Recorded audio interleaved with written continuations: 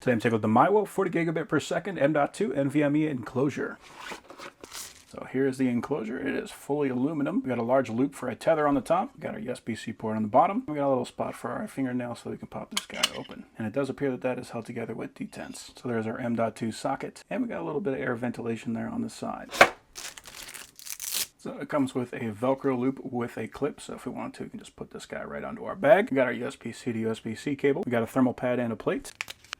And we got some buttons for installing those drives. And here are instructions. So we'll drop in the hard drive, and we can put a button on the back and pop that in. For our thermal pad, we want to make sure we take off both sides. And I'm just going to lay that directly onto the M.2 with a plate that also has some protectant. And I'm going to lay that on top of the thermal pad. And I can put the cover back on. So now I can plug that guy in. So we got a little blue LED on there so we know the guy is running. And it did pick that up right away. And it does sound like there is a fan.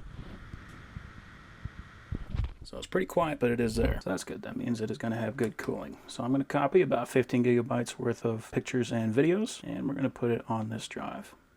And we are looking at right about 1.04 gigabytes per second. So pretty good speed. And now I'm going to run a speed test.